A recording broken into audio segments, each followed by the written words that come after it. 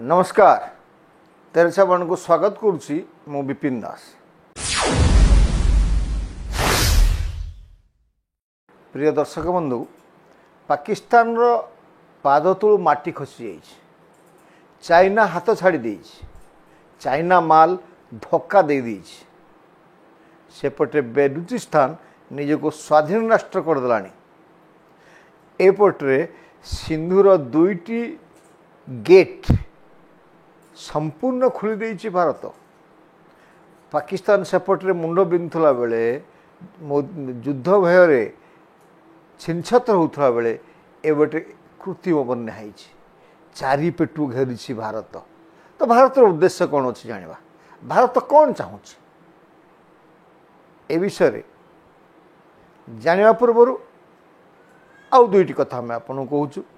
गतकाली राति रे सब ठीक ठाक थिला, आम माने घरे शुईथिले एवं आकस्मिक भाव में 15टी सहर भारतर जम्मू काश्मीर, गुजरात, पंजाब ए 15टी सहर रे मिसाइल आक्रमण आरंभ करदेला पाकिस्तान।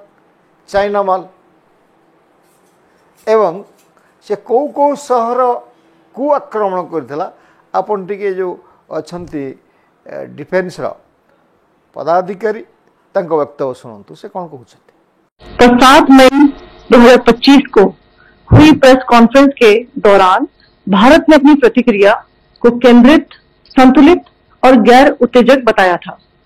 यह विशेष रूप से स्पष्ट किया गया था कि पाकिस्तानी सैन्य ठिकानों को निशाना नहीं बनाया गया। साथ ही दोहराया गया कि भारत ने किसी भी सैन्य लक्ष्य पर हमले का उचित जवाब दिया जाएगा। 7 से 8 मई 2025 की रात को पाकिस्तान ने उत्तरी और पश्चिमी भारत में स्थित कई सैन्य ठिकानों को जैसे कि अवंतीपुरा, श्रीनगर, जम्मू, पठानकोट, अमृतसर, कपूरथला, जालंधर, लुधियाना, आदमपुर, भटिंडा, चंडीगढ़, नाल, फलौदी, उत्तरलाई और भुज पर ड्रोन और मिसाइलों से हमला करने का प्रयास किया। इन हमलों को इंटीग्रेटेड काउंटर यूएस ग्रिड और वायु रक्षा प्रणालियों द्वारा निष्क्रिय कर दिया गया। इन हमलों का मलबा कई स्थानों से बरामद हुआ जो कि पाकिस्तानी हमलों का प्रमाण है। तो ये 15टी स्थान को एककालीन आक्रमण करथिला चाइना माल को नहीं कर। एवं आम जो शोले से भारतीय सेनाबाहिनी जागृत थिला, जो थिला हमर S-400 जोटा कि भारतीय माने सुदर्शन चक्र कहते, जार प्रोजेक्ट कॉस्ट हूँ 40,000 crores, जोटा कि पाकिस्तान रो बजेट एति टंका ना सेटा अच्छी भारत पाखे 2018 मसीह रशिया पाखु आनी यार समास्कंद ना चाइना पाखे क्षेपणास्त्र अच्छी ना अमेरिका पाखे अच्छे। ये बाछी बाछिकी सब ध्वंस करद एवं कोई हिसाब रे S-400 ध्वंस करुला पाकिस्तान 15टी क्षेपणास्त्र आपण साइड रे देखुं एवं तार जो निशाना था जो खंड विखंडित होता से तले पड़ा तार मध्य प्रमाण आम पाखे अच्छे आप देखते ता अर्थ यहाँ पाकिस्तान फाँकी दौर ना आमर कि नुहे ये यंत्रांश पाकिस्तान देख भारत देखेब सारा पृथ्वी को देखेब। एवं भारत चुपचाप थिला भाभी जमती तार मंत्री, प्रधानमंत्री, डिफेन्स मिनिस्टर ये सब कहते आमर ठीक ठाक अच्छे आम आक्रमण करूँ ना, किंतु राताराति विश्वासघातक पाकिस्तान आक्रमण करदेला। प्रति आक्रमण भारत मध्य कला कौन कला सकाळे स्पष्ट दिवालोक पाकिस्तान 3टी वाणिज्यिक केंद्र एवं 3टी बड़ सहर एवं पाकिस्तान सेनाबाहिनी मुख्यालय पर आक्रमण कला। परिस्थिति एमती है राहुलपिंडीर इंटरनेशनल खेल आज भी बंद होगा ଏବଂ ସମ୍ପୂର୍ଣ୍ଣ ଭାବରେ ଯେଉଁ ଏୟାର ଡିଫେନ୍ସ ନଷ୍ଟ ହେଇଗଲା।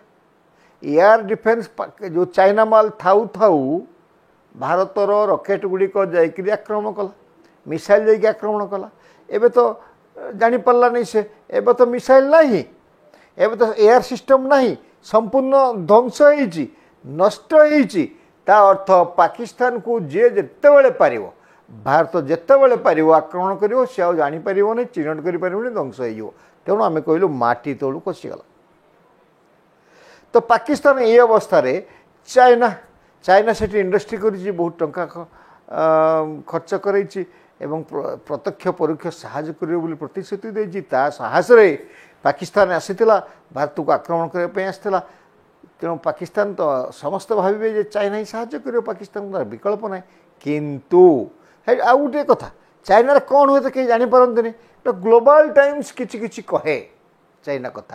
ଗ୍ଲୋବାଲ ଟାଇମ୍ସରେ ଚାଇନାର ମତ ଆସେ, ସରକାରୀ ମୁଖପାତ୍ର ସେଠି ସେ ଲେଖୁଛି ନକ୍ସଲମାନଙ୍କର, ଆତଙ୍କବାଦୀମାନଙ୍କୁ ଆମେ ସହାୟତା କରିବୁ ନାହିଁ, ଆତଙ୍କବାଦୀକୁ ଆମେ ସଦାସର୍ବଦା ଘୃଣା କରୁ, ସ୍ଥାନ ନାହିଁ ଚାଇନା। ତା ଅର୍ଥ ଆମେ ବୁଝିବୁ ଚାଇନା ମଧ୍ୟ ପାକିସ୍ତାନର ହାତ ଛାଡ଼ୁଛି ଏବଂ ସେ ମଧ୍ୟ ଜାଣିସାରିଲାଣି ଚାଇନାକୁ ଯଦି ପାକିସ୍ତାନକୁ ସେ ସାହାଯ୍ୟ କରେ, ତାର ଯେଉଁ ଅସ୍ତ୍ରଶସ୍ତ୍ର ଅଛି, ୟାକୁ ଇଣ୍ଡିଆ ପାଖରେ ଯେଉଁ ଯାହା ପ୍ରତିରକ୍ଷା କରିବା ପାଇଁ ଅସ୍ତ୍ର ଅଛି ନଷ୍ଟ କରିଦେବ। ତାର ଯେଉଁ ବାଣିଜ୍ୟ ଚାଲିଛି ଡିଫେନ୍ସରେ, ସାମରିକ ପଦାର୍ଥ ଯେଉଁ ଜିନିଷ ସବୁ ବାହାରକୁ ସପ୍ଲାଏ କରୁଛି ବଦନାମ ହେବ, ଆଉ କିଣିବେ ନାହିଁ, ବ୍ୟାପକ କ୍ଷତି ହେବ। ସେଇ ଦୃଷ୍ଟିରୁ ସେ ପାକିସ୍ତାନକୁ ଆଉ ସହାୟତା କରିବାକୁ ଆଗଭର ହେବ ନାହିଁ। ତୃତୀୟ କଥାକୁ ଆମେ ଆସିବା ବେଲୁଚିସ୍ତାନ। ବେଲୁଚିସ୍ତାନ ନିଜକୁ ସ୍ୱାଧୀନ ରାଷ୍ଟ୍ର ଘୋଷଣା କରିଦେଇଛି। ଦେଖନ୍ତୁ ଆପଣ, ଭାରତ ଯେତେବେଳେ ଆକ୍ରମଣ କରୁଛି, କ୍ଷେପଣାସ୍ତ୍ର ଆକ୍ରମଣ, ଭାରତ ବର୍ଷରେ ଜନତା ଯେତିକି ଖୁସି ନାହାନ୍ତି, ସେଠି କେମିତି ନାଚୁଛନ୍ତି ବା ଡ୍ରମ୍ ବଜାଉଛନ୍ତି ଆପଣ ଦେଖନ୍ତୁ। ଏବଂ ସେଠି ପାକିସ୍ତାନର ପତାକା ସବୁ ପୋଡ଼ି ଦିଆଗଲାଣି, ଆଉ ନାହିଁ। ସେଠି ବେଲୁଚିସ୍ତାନର ସ୍ୱାଧୀନ ପତାକା ଉଡ଼ାଯାଇଛି ଏବଂ କହୁଛନ୍ତି ସେଠିକାର ଜନତା ଯେ ବେଲୁଚିସ୍ତାନକୁ ସ୍ୱାଗତ। ତା ଅର୍ଥ ଏଇଠି ଆରମ୍ଭ ହେଇଗଲାଣି ବିଦ୍ରୋହ ଏବଂ ବିଦ୍ରୋହରେ ବେଲୁଚିସ୍ତାନ ସମ୍ପୂର୍ଣ୍ଣ ସଫଳ ହେବାକୁ ଯାଉଛି। ଆଉ ଗୋଟେ କଥା ଅଛି ଆଜ୍ଞା, ଏ ଯେଉଁ ପୂର୍ବରୁ ଆମେ କହିଥିଲୁ ଝେଲମ ନଦୀର ପାଣି ହଠାତ୍ ଛାଡ଼ିଦେବା ଯୋଗୁଁ ତଳ ଅଞ୍ଚଳରେ ବନ୍ୟା ଆସିଥିଲା, କୃତ୍ରିମ ବନ୍ୟା, ବହୁତ ଭାସିଭୁଷା ଯାଇଥିଲା, ଧନଜୀବନ ନଷ୍ଟ ହୋଇଥିଲା। ଏବେ ବଗଲିହାର ଏବଂ ସଲାଲ এই ଯେଉଁ ଦୁଇଟା ଗେଟ୍ ଅଛି ସିନ୍ଧୁ ନଦୀ ଉପରେ, ତାକୁ ହଠାତ୍ ଖୋଲି ଦେଇଛି ସରକାର। ପାଣି ଯାଉଛି, ଦେଖନ୍ତୁ କେମିତି ପାଣି ଯାଉଛି। ଏ ପାଣି ବର୍ତ୍ତମାନ ତଳ ମୁଣ୍ଡରେ ଆରମ୍ଭ କରିବ ବନ୍ୟାର ବିଭୀଷିକା। ଏପଟେ ଯୁଦ୍ଧର ଭୟ, ପାକିସ୍ତାନୀ ସାଂସଦ କାନ୍ଦୁଛନ୍ତି, ଆପଣ ସୋସିଆଲ ମିଡ଼ିଆରେ ଦେଖୁଥିବେ। ତ ଏଇସବୁ ଭିତରେ ପାକିସ୍ତାନ, ବିଶ୍ୱାସଘାତକ ପାକିସ୍ତାନ ଏବଂ ଆତଙ୍କବାଦୀମାନଙ୍କୁ ପୋଷିଥିବା ପାକିସ୍ତାନ କରିବ କ'ଣ? ଏଇ ଯେଉଁ କ'ଣ କରିବ କ'ଣ ନାହିଁ, ଆକ୍ରମଣ କରିବ, ଏହା ପାଇଁ ଭାରତ ତାର ପ୍ରତିହିତ କରିବ, ଭାରତ ଜବାବ ଦେବ ଏବଂ ଭାରତ ପାକିସ୍ତାନକୁ ମାନଚିତ୍ର ଉଲେଇବେ ଦେବ, ଏଭଳି ବ୍ୟବସ୍ଥା। ତ ଉଦ୍ଦେଶ୍ୟ କ'ଣ ଭାରତର? ସର୍ବପ୍ରଥମ ଉଦ୍ଦେଶ୍ୟ ହେଉଛି ଯେ ଟେରୋରିଜିମକୁ ସମ୍ପୂର୍ଣ୍ଣ ଭାବେ ନଷ୍ଟ କରିଦେବା। ପାକିସ୍ତାନ ମାଟିରୁ ଟେରୋରିଜିମକୁ ସମ୍ପୂର୍ଣ୍ଣ ନଷ୍ଟ କରିବା ଏବଂ ଯେଉଁ ଦୁଇ ଜଣ ରହିଛନ୍ତି ସେଠି, ଯାହା ପାଇଁ ଭାରତରେ ବାରମ୍ବାର ଆତଙ୍କରାଜ ଚାଲିଛି, ହାଫିଜ ସୟେଦ ଓ ମାସୁଦ ଅଜଗର, ଏମାନଙ୍କୁ ମାରିଦେବା ପ୍ରଥମ କାମ। ଏବଂ ଦ୍ୱିତୀୟ କାମ ହେଉଛି ପାକିସ୍ତାନକୁ ଭାଙ୍ଗିଦେବା।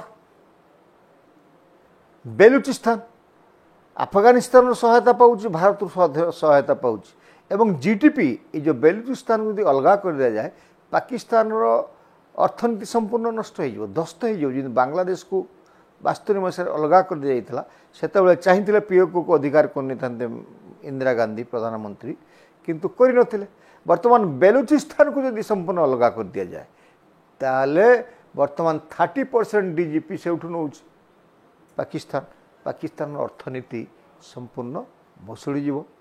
ଏବଂ ପରବର୍ତ୍ତୀ ଅବସ୍ଥାରେ ସିନ୍ଧୁର ମଧ୍ୟ ଆକ୍ରମଣ କରାଯାଇଛି, କରାଚିରେ ମଧ୍ୟ ଆକ୍ରମଣ କରାଯାଇଛି ଏବଂ ପଞ୍ଜାବ ପରେ କରାଚିରେ ଆଖି ପଡ଼ିଛି।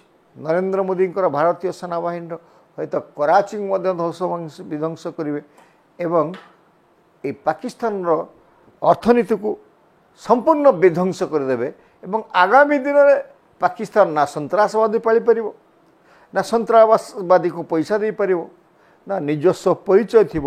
ପାକିସ୍ତାନ ଚାରି ଭାଗ ହେଇଯାଇଥିବ, ଗୋଟେ ଭାଗ ତ ହେଇଗଲାଣି ବେଲୁଚିସ୍ତାନ। ଏବଂ ପରିଶେଷରେ ଆମେ ଏତିକି କହିବୁ, ଏ ଭାରତ ସେ ଭାରତ ନୁହେଁ, ଏ ଭାରତ ନରେନ୍ଦ୍ର ମୋଦିଙ୍କ ଭାରତ। ଏ ନରେନ୍ଦ୍ର ମୋଦି ସବୁଆଡ଼ୁ ସମର୍ଥନ ଆସିଲାଣି ଭାରତ ପ୍ରତି, ଏକଗରିଆ ହେଲାଣି ପାକିସ୍ତାନ। କେବଳ ତୁର୍କୀ ଅଛି, ଏ ତୁର୍କୀ ମଧ୍ୟ ନଷ୍ଟ ହେବ। ଇରାନ ଜଣେ ମୁସଲମାନ ରାଷ୍ଟ୍ର ହୋଇଥିଲେ ମଧ୍ୟ ଭାରତ ବର୍ଷ ପଛରେ ଠିଆ ହେଇଛି, ସେ ମଧ୍ୟ ଆତଙ୍କବାଦକୁ ପସନ୍ଦ କରୁନାହିଁ।